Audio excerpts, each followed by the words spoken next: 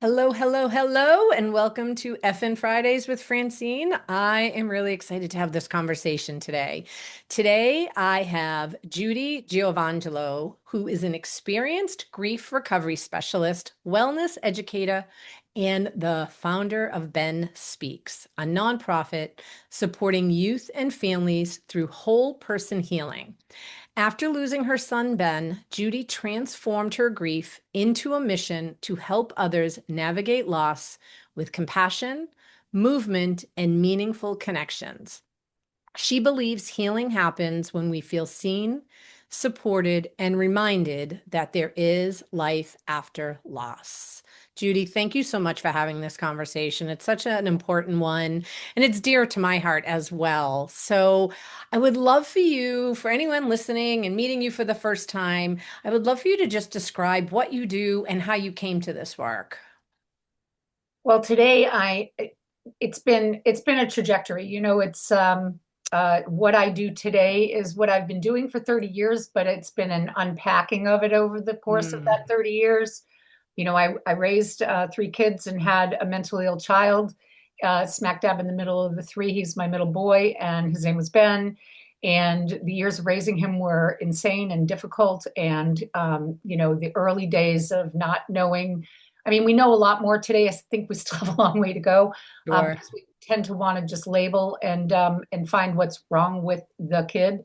And there was a lot of gifts that Ben had, and he, in my language today, was not broken, but all the focus went to all the places where he didn't fit. And Mm, the result is that he died to suicide at 18 years old, and that was 17 years ago now.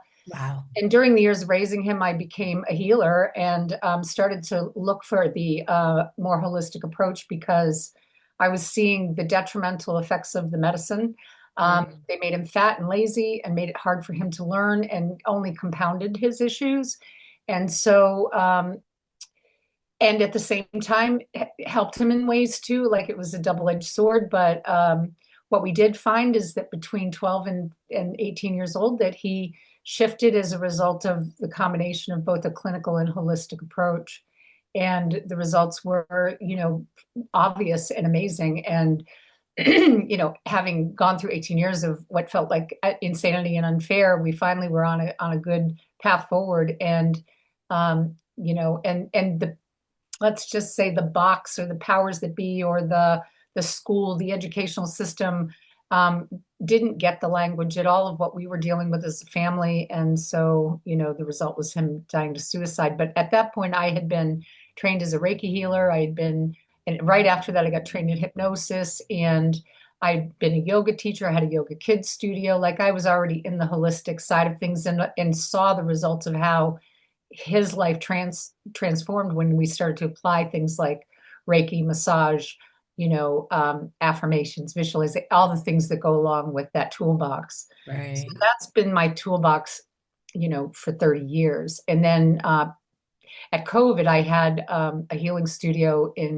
I've had many healing studios, but the last one was in Holliston, just above the Ben Speaks resource office. And that shut down due to COVID, and I got trained in Sure. grief recovery. And I was now, let's see, it's been 5 years. So I was now 12 years out from the loss of my boy, had also, right in a row, lost my mother and my two sisters, my marriage, and then right before COVID, my only living sister's husband died to suicide. And so I was no stranger to loss. Mm, And I got the message actually from Tony Robbins on a thing that he was doing during COVID. He was doing the virtual thing right, right. better than anybody else. And I heard him say what I'd said to many rooms of workshop people in my workshops, that life isn't happening to you, it's happening for you. And how are you going to move your life forward? And I remembered how one of my early teachers had said to me, you're going to be a grief counselor. And then I became trained in the grief recovery method, and here I am today. I've facilitated probably over 100 mothers since then, 5 years ago that I got trained. Wow. I've been through the completion process that is the grief recovery method myself with 20 relationships. So Yeah. I'm a healer and a grief counselor and a founder of the nonprofit. And I have spoken with other grief coaches, specialists, whatever their titles were. And one of the things that was really not surprising to me, but it made me look at grief differently, is grief isn't just about someone dying. I know. There's so many other areas in your life where there's grief, losing a job, right? Getting married. When the woman said that to me, she's like, any change, right? Mhm. And I was like, oh, and we don't, as a society, we don't allow for grief, No, right? I no, mean, we my, want to put icing on top of mud cakes. yeah, right? Like, you're fine. You had your 3 days off to grieve, right? Like my niece, my sister's first child was stillborn. It'll be 22 years this month. And my sister, thankfully, was a teacher and she had months and months of sick time. So my niece died in February. My sister didn't go back to work until September.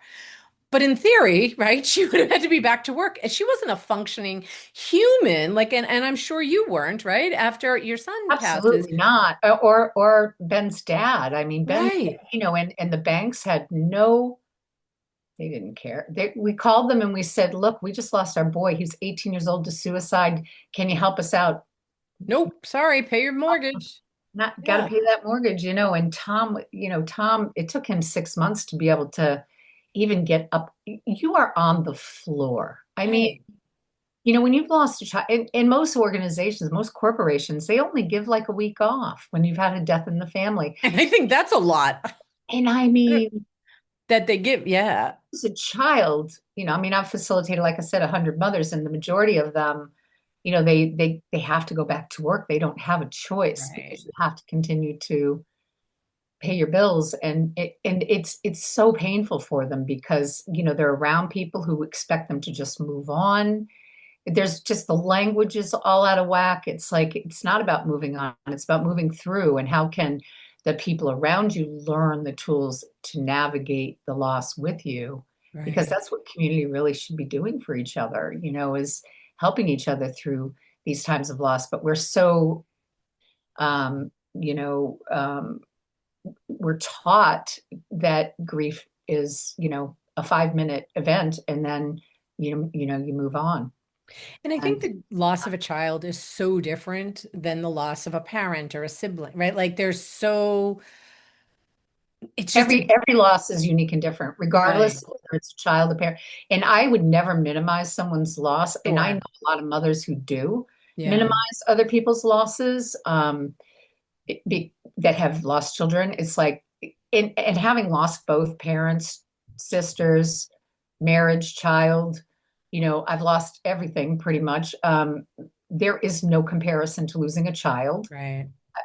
I mean, anybody who has a child, No, deep down right. inside, knows that that's true, and the depth of our loss is really connected to the amount of love that we had for the person. So how do you measure that? I mean, I loved my mother and my sisters very deeply.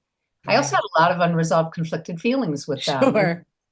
and that's what the grief method is able to unpack for people, is to help them resolve that backpack of emotion, which most people don't have the skills or the tools, and even therapists don't.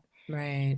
This grief recovery method is divine, and it's really powerful, and it has changed my life as a healer, as a conscious woman, as a forward thinking woman, as a God-centered woman. I did not have the right skills and tools to help me navigate my losses until I found this method. It's And been I'm life changing. curious, can this method be applied at any point in the grief process? And the reason I ask that is like I think of myself. My mom died in 1991, so we just celebrated 35 years. And I have realized in the last few years, I have a lot of unresolved grief, right? I didn't have time to grieve her. I had shit I had to do. I was the oldest of three. I mean, we were in our early 20s, but now we were thrown into adulthood, even though in theory we were adults, right? But now we had a house and we had bills, right? And I'm the oldest and I had to be in charge. And having turned, so my mom died at 48 and I just turned 61. And I have realized so much has been on, like my mother didn't get to be 60, Yeah. right? And for a long time, my story was I was going to be dead at 48, Right. right? So like I had to like then kind of go, oh, I just saw my doctor this week and she's like, remember when you thought you were going to die at 48? I was like, yeah, I wish I had planned better for retirement because here I am, right? But like I True. really that was my story for a really long time. And I was in coaching school for my 48th birthday, so I knew things were shifting, but recognizing like there's grief that I actually get to live my life. I get to spend money that my mother, right? So I'm just curious, does it matter at what stage you are in the grief to do this process? Okay. Absolutely not. And, Yeah. and a lot of people think you have to wait.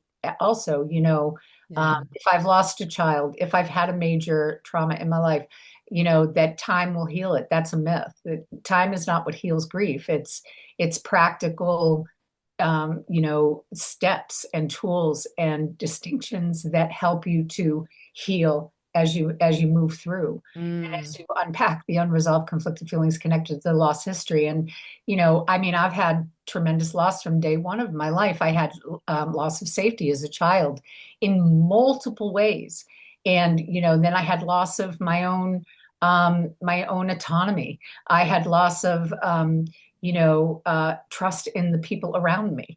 And all of those are considered, I guess, secondary losses or compounded losses that then you get to the bigger losses as you go through life. Now you're in compounded loss and you haven't dealt with any of it. And it's like a giant, ball of yarn that's all conflicted, and you find yourself in the therapy chair just, telling the same stories over and over and over again and right. not really getting any resolution. This as a coach, right? Right, right. Like, and I'm not saying that therapy isn't effective and that you don't need somebody to talk to, but if you really want to unpack, the mindset and the neurology and the emotional backpack connected to all of that, you have to unearth those unresolved conflicted feelings and give you a pathway through.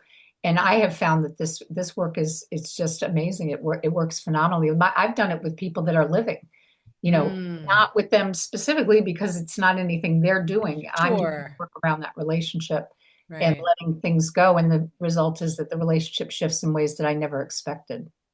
And I'm curious, can you talk a little bit about what the process is? Like, is it a healing process? Is it a talk process? Like, what exactly happens in a session with you?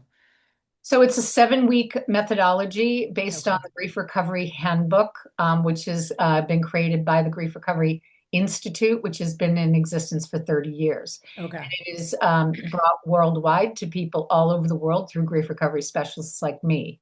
I'm an advanced grief recovery specialist trained in it. Okay. And so it starts with, homework one, homework two, homework three, and it unpacks as it goes along. And it has specific um, tools and distinctions within the process, exercises that the person going through the process needs to do, a loss history graph. And from the loss history graph, deciding what is the first relationship I need to unpack. And most people realize after doing their loss history graph that there's 10 relationships that need to be healed. And so you start with one, and then the next thing is a relationship graph. So you really take the relationship from the day that it started, whether it was the day like my daughter was born until the Mm. time I did my piece of work around her. You know, it was everything that was important inside of that relationship, the good, the bad, the ugly. And then it ends in a letter of completion that is specific to 4 components: apology, forgiveness, emotional statements that are important. Those are the more positive and uplifting things that happened within the relationship. There's always a mixed bag. It's always both.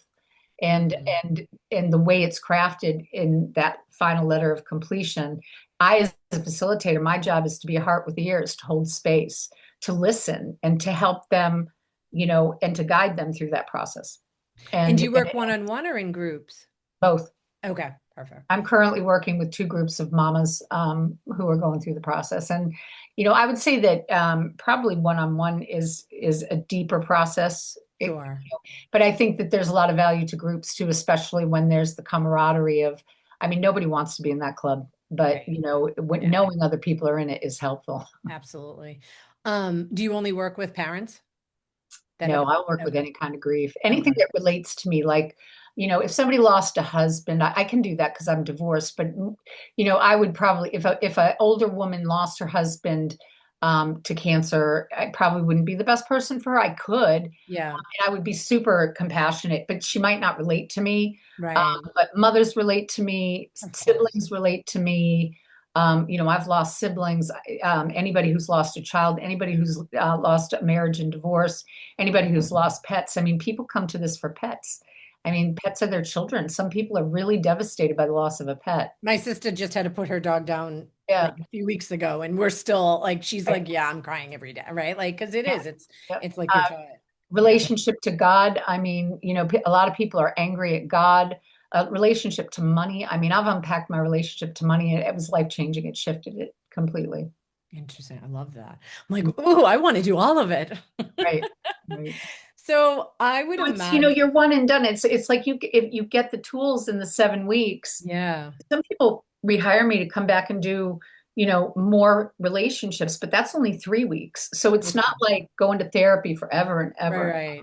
And I love the fact that it's a set, like there's a container yeah, too, yeah, right? yeah, yeah, Yeah. yeah. And you can Yeah. take it and then you can go do it with other people. You don't have to rely on me. Right. I'm just teaching you the process and taking you through it, guiding you through it. You get to the end of it. Maybe you want to continue to work with me, maybe you don't. Yeah. And I'm also a healer. So a lot of people come and see me face to face, and we integrate a combination of both. Okay. And so, because I'm trained in everything from Reiki to sound to emotional freedom technique to, I've got the diverse Yeah. toolbox You that you everybody do it all.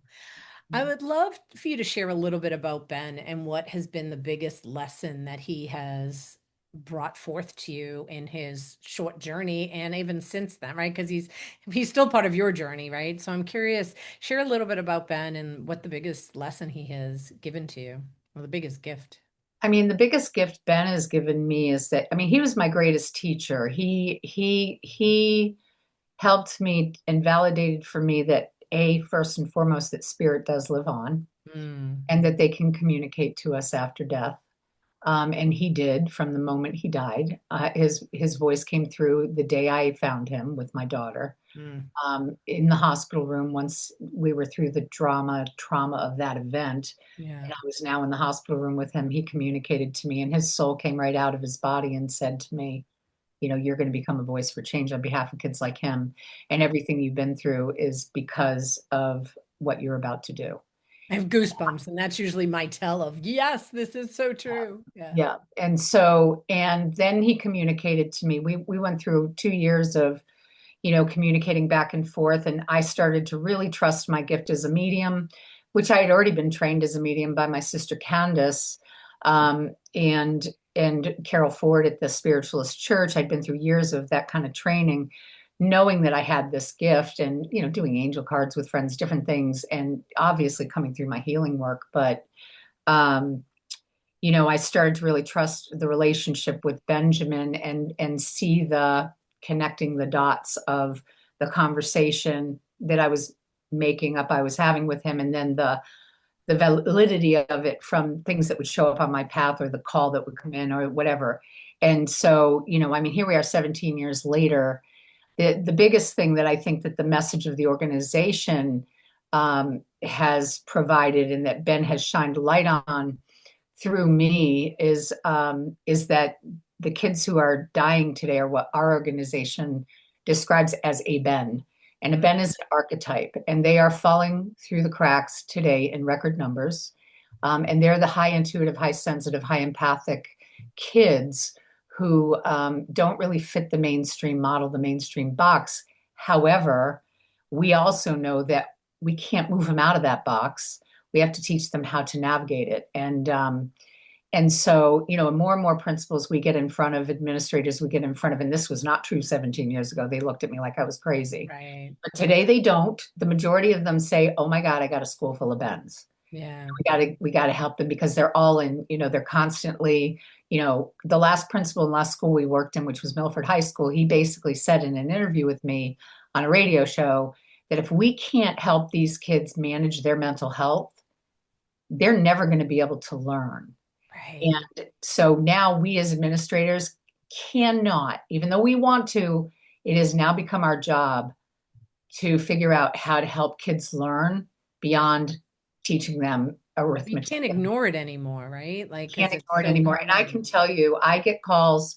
I as a grief recovery specialist have facilitated at least 12 mothers in the past year in Metro West Massachusetts alone who have lost boys to suicide at 18, 19 years old. And and do you have a sense of why that is? And then the second part of that question are what are some signs that parents or it doesn't I guess it doesn't have to be parents, but anyone can look at to spot a Ben that maybe needs some additional support. They often have anxiety. They're often dealing with some kind of anxiety or depression or emotional dysregulation. They're usually on some kind of medication for it. They tend to isolate.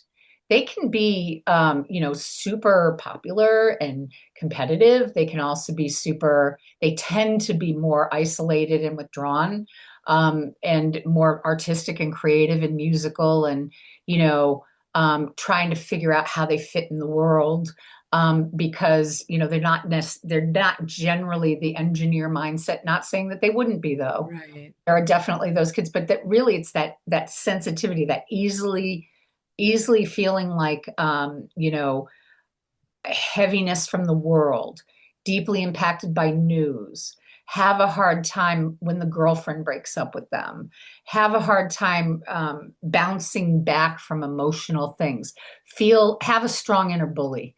That's a big Mhm. one. And a lot of them are really good at hiding it, especially the boys, because I think that's why we see so many boys because they're taught, again, there's that outside conditioning that says, Right. be strong, don't show your emotions, don't show all your cards. And so they hide it from their parents. Right. And the parents are left with, what the frick happened? Like, I Right. mean, I can tell you one mom I'm working with right now, they had no idea. And there was no sign, and there was no, and he had a pack of friends, and he was doing well in school, and there was no letter. Wow. They are just like, what in the world?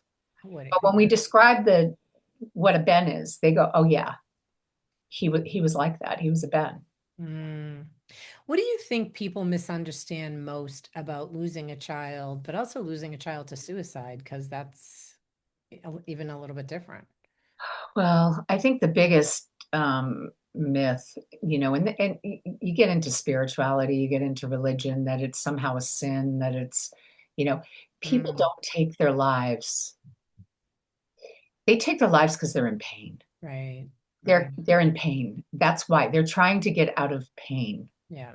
Ben did not do a selfish act. Ben took himself out of pain. Yeah. His suicide note said, it's too painful for me here. Mm, He had severe OCD. He struggled every single day of his life. yeah. He was bullied. He had an inner bully because he was so bullied. He had, rituals from the time he was little. He had trouble learning. He had trouble, socializing. He was left out, ostracized. And he was gorgeous. I mean, look at the picture of him. I know. I love it. For those He, of you listening, you can't see the picture, but Judy has a he's a beautiful beautiful picture of him. boy. He was a Right. beautiful boy. He was a pain in the butt. Of course. But he had a heart of gold. If he got Mm, past all you the know, other the stuff. reactive, he became very reactive because there was always so much coming at him that he couldn't navigate. Right.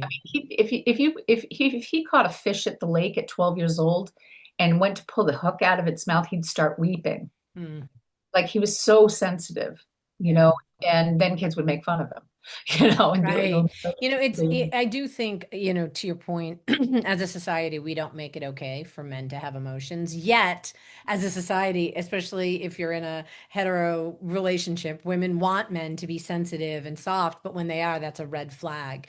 And we don't make it okay, Oh, right? they can't win. It's awful. My older son expresses that. It's hard. It's really Yeah. hard to be, and even a white man today, even more so because it's Right. just like they're so pigeonholed into this identity, and I'm sure that's true in different cultures too. But Of I was course. with you know, um, Right. and am in deepest relationship with children that were born in America and are white, and and they struggle so much with the ways that they're identified as, and especially the masculine. It's like it's not okay for you to have feelings, and you gotta go out, make the bacon, bring it home. You might Tough even enough. have to fry it up in the pan because the woman's like, I want the guy to be tall, gorgeous, Right. fit, making a ton of money, changing the diapers. I mean, the pressure we're putting on these guys, Right. you know. How do you hold space for both deep pain, but also, somebody said to me recently, when we don't allow grief, we don't have access to joy. And that really stuck with me, right? Because you have to be able to have the deep pain, but also experience the joy. So, how would you tell someone that both are possible? I think you have to be willing to do the work and actually address the grief. The unresolved conflicted feelings is that ball of grief that you haven't dealt with. And so it sits inside you vibrationally and it ruminates and it's in there and it gets triggered by various things that happen to you, maybe, every once in a while or throughout the day. But when it does, it's vibrating. And so Mhm. it's very hard to access joy when that's sitting inside of you.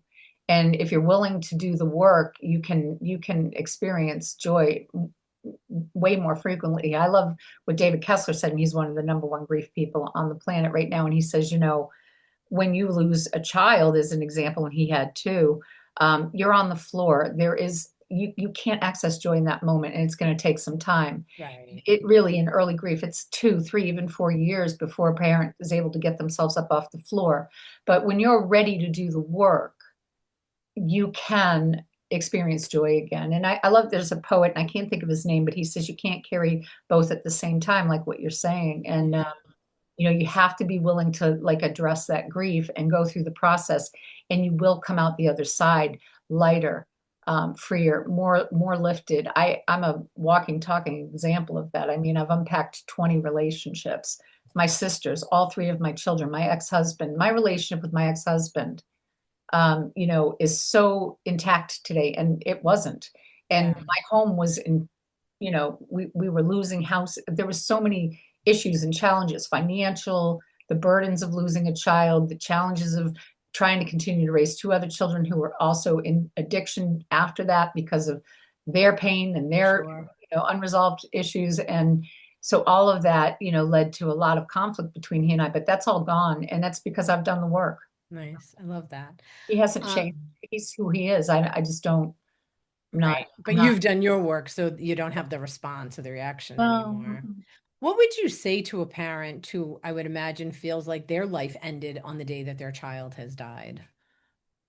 that I get it, that I Yeah. understand, and that I pray that they'll find the resilience to move through that. It's not about being strong. You don't want to strong arm your way through that. That's putting icing on a mud cake.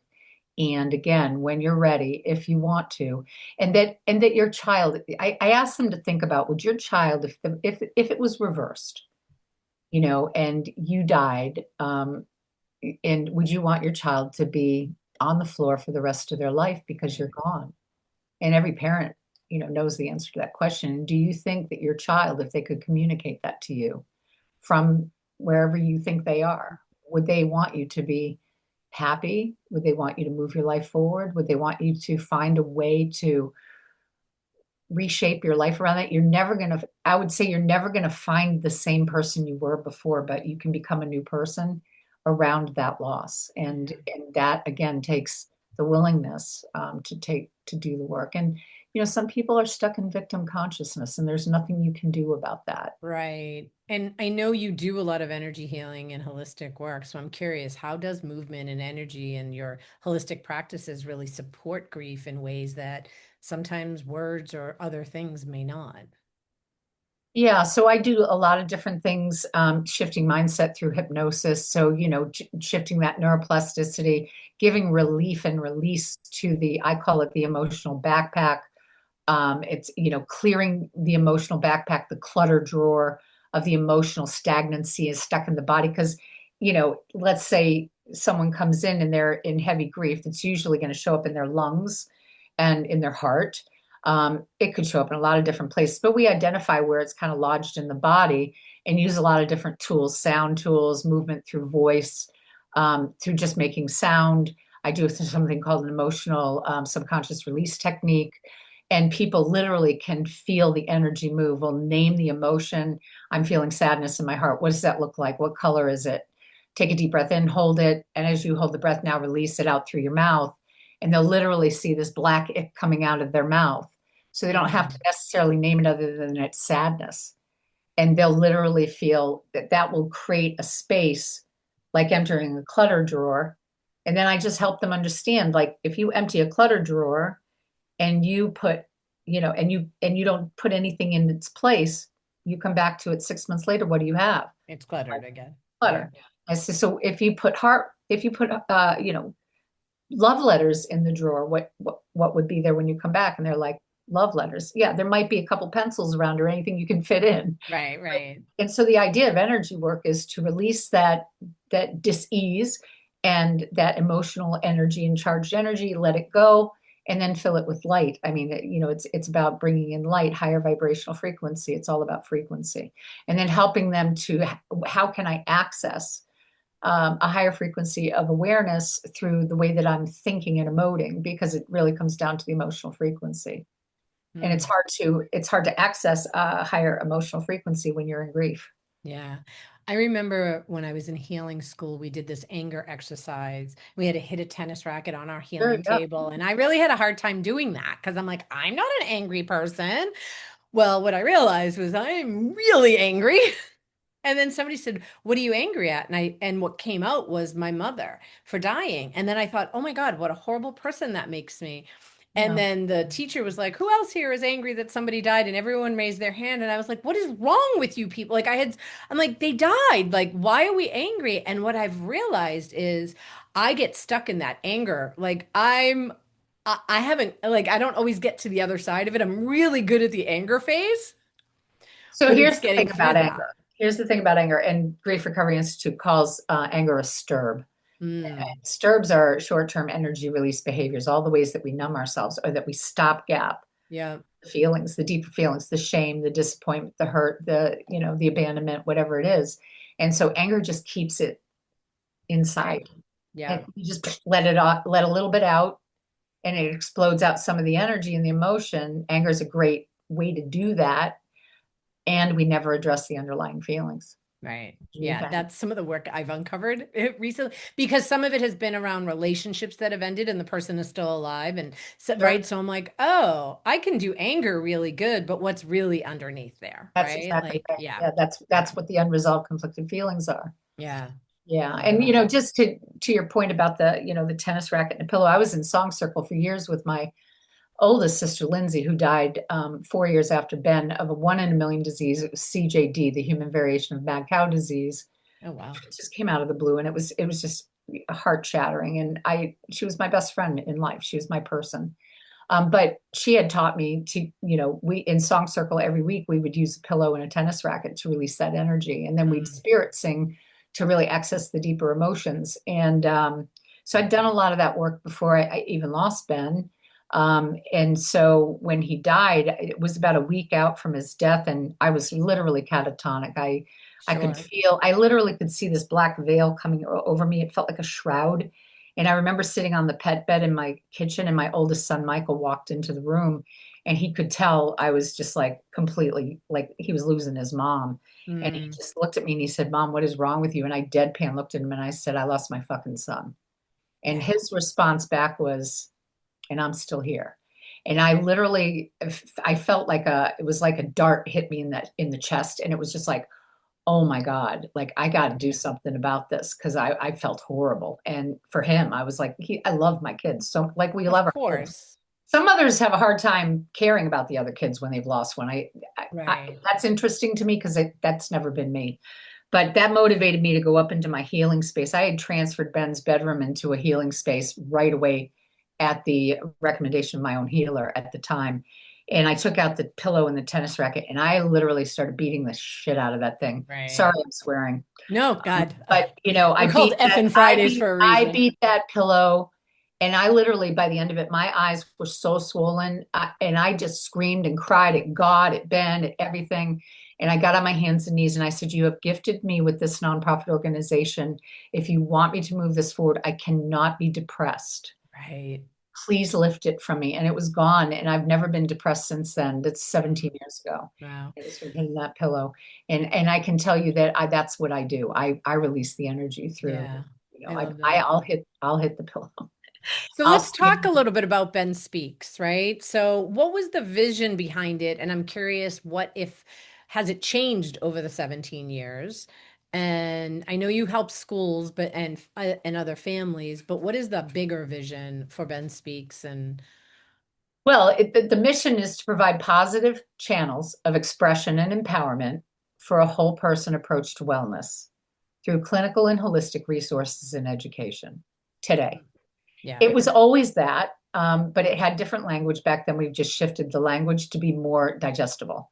Ben channeled to me in the very beginning, take the acronym CARE, CARE, and he said, and you got to help create alternative resources for how kids express themselves, which is what we're talking about right now. yeah, Instead of hurting other people, bullying other people, punching a wall, hit a pillow with a tennis racket, right. throw darts, like go move your body. Um, Finding positive channels for how they express themselves. They either implode or explode, and we got to teach them how to regulate. So that was one. And then the other was complementary alternative resources in education. He said we're going to be twofold. That's what we're going to do. And so now it's creating, positive channels of expression and empowerment for a whole person approach to wellness through clinical and holistic resources in education. So that's what it is today. And we do that through two streams. One is Survive to Thrive, which is for grieving families.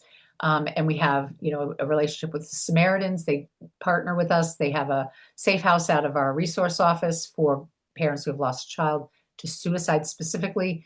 And we offer grief recovery through me 3 times a year through a grant for grieving moms or pops. Usually mothers attract to it. And that's fully funded. And we do sound healings 4 times a year out of Uxbridge. We could grow them into other places. It's bandwidth, it's time. Um, I spoke in schools for years with a program called the Power and Choice for Empowerment, created a curriculum for middle school. That's kind of like over here now because out of that came a man who was Ben's trainer at the time that he died. His name is Jason Shea. 4 years ago, he called me out of the blue. I had seen him in 12, 13 years, said Ben came to him in a dream. He's now and has been for the past probably 15 years the wellness coordinator for the state of Massachusetts for first responders and municipal police. And he said Ben wanted him to tell me to create Ben's challenge. So he and I together, along with our organization and new people who are stepping in, are bringing Ben's challenge, which are 8 wellness challenges, into high schools to help kids to self-regulate, to help kids to get back to the basics of the things that are going to help them vibrate at a higher frequency, be well inside, the inside out approach. Gosh, that should just be part of every curriculum I know. from like kindergarten, preschool, birth, right? Oh, I love that. So I could talk very to you proud of it. forever. Oh, I'm very what's proud that? of it. I'm very proud of it. Yeah, no, Yeah, I mean, that's where real change is going to happen, right? When you make it okay and you say, I see you and you're not alone. right. Yeah, I love that. I could talk to you forever, but I'm also I looking at the know. time going, oh my God, how has that time flown by? Why That don't did you go by share with fast. people where they can find you? We'll Ben put all Speaks. this in the show notes, but like Yep. let people know. benspeaks.org. Support us. Obviously, we need donations. We need sponsors. We need sponsors for schools. We need corporations. We need money. That's what this nonprofit will need in Sure. order to move this forward. We have a comedy show coming up on March 21st in Foxborough. It's a great time, great way to really get to know more about us, meet our board of directors, that kind of thing. We do one every year. And then my own work is judygeo.com. I'm Joy Beyond Grief. You can work with me privately. You can, if you're a mom or dad grieving, you can access some of our work through Ben Speaks as fully funded programming. And I work out of my home studio in West Roxbury if you want hands-on healing. Beautiful. That's my, What is something you live by that you want to share with our listeners? I think the biggest thing for me is, I plant my life and I teach this to all my clients. Who are you being? Because we become human doers. And Hmm. I was a do, do, do, do, do, so that I could someday be happy Right. and have what I want. And Yeah. I've reversed that for many years now. And so I've steeped my life in five, what I call five core seeds. This of being in love with my life, of being centered around creative aspirations, because that's what lights me up. Um, being centered in God and the Creator, and that's number one. My faith, my belief that there is a light, a God, a spirit, an energy, a universe that is acting on my behalf, and trusting that to the core of my being. I love that. Those are three of my core seeds. The core of gratitude, which is actually the eighth of the eight Ben Speaks challenges, is gratitude. Perfect. And that's like a beautiful segue into the cards that we're going to pull Yeah. today. So my deck is from busy to being. So I love that. That is so So, funny. Such synergy. right? I was like, you said it. I'm like, hee. Yeah, Um, because when we're being those things, we're doing what we love naturally, and then we have what we want. And it's just, right. It's it's so, we are in this like, I mean, society dictates sometimes the doing, right? But how can we be so that we're not in that constant do, in the right? And matrix yeah, where it's they want us. right. So I have three cards in front of me. I have left, center, and right. And I'm going to Okay. have you, Judy, choose a card. And those listening, just also maybe take a nice deep breath and decide which message is right for you. Awesome. So which one works for you, Judy? Left, right, or center? Center. Center. And that's the one, it's okay to not be okay. And that is one of the things that you live by too. And on the back, it says, we're taught to hide our emotions. It's okay to feel them and let them be seen, which is Absolutely. exactly what we're talking about, right? Yes. And for those of you that chose left, it says, are you living in alignment with your purpose? Listen to your heart, allow it to guide your choices today. Nice. And if you chose right, it is safe to slow down. Your Awesome. body softens when you stop living in hypervigilance. Amen. And what is one thing that you live by? One of the things I live by is, I'm not broken, right? I'm a coach. I do a lot of personal development work, but at the core, I know that I'm not broken. It's just there are layers, and I like to explore them. And it's not about fixing it. Although there are times where it feels that way, but then I kind of go, okay, just be in this moment. Right. Right. And the other thing is, one of my mantras is right here, right now, I'm okay. Right here, right now, I'm fine. Because most of us, we're either in the future or the past. We And are. sometimes I just have to bring myself into that right here, right now. Totally. Yeah. That's the practice. It's Judy, not an easy one for our brains, but no, and that's the thing, right? Our brain lies to us 100% of the time. And, if we can listen to the messaging that our body is giving us, right? And what's going on, and there's nothing wrong in it. It's just, it's information. And what's the information that it's giving us? And sometimes with always this, keeping score. It knows. yep, Body knows. absolutely. Yeah. Absolutely. Thank Well, you this is so much so for this wonderful. conversation. Um, to the listeners, thank you for being here. If you are interested in the card deck, you can go to my website, foreverchangecoaching.com. All of Judy's information and mine will be in the show notes. If you know anyone who is grieving, please send them Judy's way. Yeah. Thank you so much for being here. This is such an important conversation. Is, and I'm honored. Thank you very much. I Thank you. appreciate it.